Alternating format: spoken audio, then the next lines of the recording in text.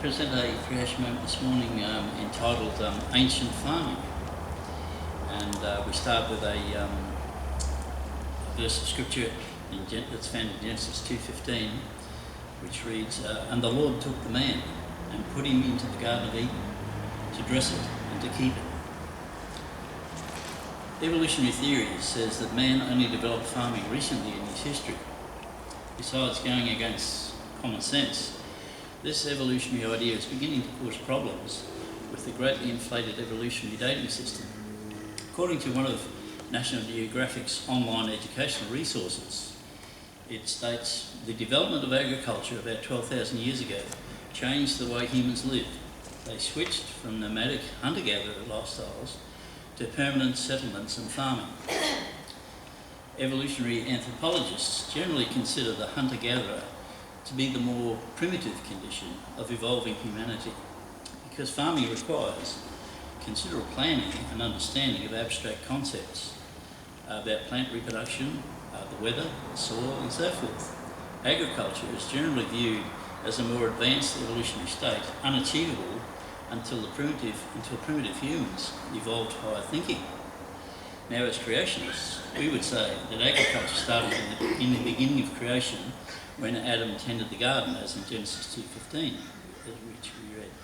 And many of the dates in anthropology are inflated due to false assumptions in radiometric dating, radiocarbon dating, and the timing of the Ice Age. Also, creationists would say that the oldest written records are immediate post-flood and post-Babel, so not quite 5,000 years old, but perhaps slightly more than 4,000 years old when we apply correct chronologies. With that said, the evolutionary dates imply a massive gap of roughly 290,000 years from the supposed evolution of modern man until humans learned to farm and develop written language, implying a very lengthy, stagnant, so-called Stone Age. According to many evolutionists, the relatively recent advancements are evidence of mankind's continual evolution. Yet does the circumstantial evidence necessitate such a conclusion?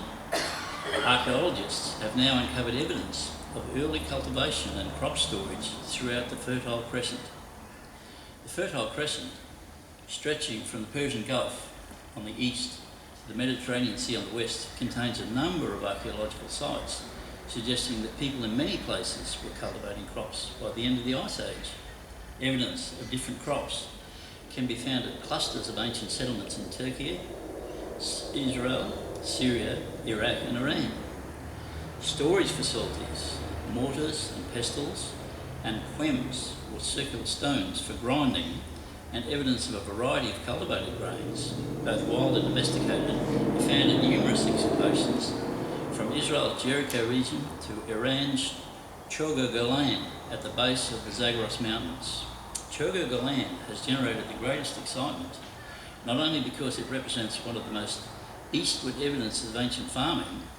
Chogo Golan's deepest layers contain evidence that the inhabitants cultivated the wild forms of many crops, including barley, wheat, lentils and pulses. Moving upward in the layers, domesticated crops such as emmer, wheat and barley appear in increasing proportion to the wild crops. Thus, the layers suggest rapid progress in farming technology. Implements for grinding grain, as well as stone storage containers, carved bone artefacts and clay figures throughout the layers, suggest a growing population within a single culture over time. The Bible reveals a different history. Not only did farming appear shortly after the flood, but farming was also a part of man's life from the beginning. As stated earlier, Adam was to tend the garden provided by God in Genesis 2:15. God later proclaimed that Adam's agricultural efforts in the sin-cursed world would be fraught with laborious toil, Genesis 3:17-19. Adam's sons kept flocks and tilled the ground, Genesis 4:2. Genesis 4 further records the establishment of a city, the beginnings of a nomadic lifestyle with animal husbandry, and progress in metallurgy and music, all within just a few generations of the creation of man, contrary to evolutionary postulations. Biblical history documents human intelligence ingenuity, civilization, and the ability to tame and shape the environment to meet human needs from the beginning. Mankind did not have to evolve these abilities. Noah's family would have certainly preserved a substantial portion of mankind's knowledge through the flood, and that knowledge would have facilitated the efforts of Noah's descendants to build a unified civilization on the plane of cultivating and domesticating wild plants is completely consistent with biblical history. And we conclude with Psalm 65:9a. Thou visitest the earth and waterest it. Thou greatly enrichest it with the river of God. And Psalm 104:23 and 24. Man goeth forth unto his work and to his labour until evening. O Lord, how manifold are thy works. In wisdom thou hast created, thou hast made them all. The earth is full of thy riches. Thank you for listening.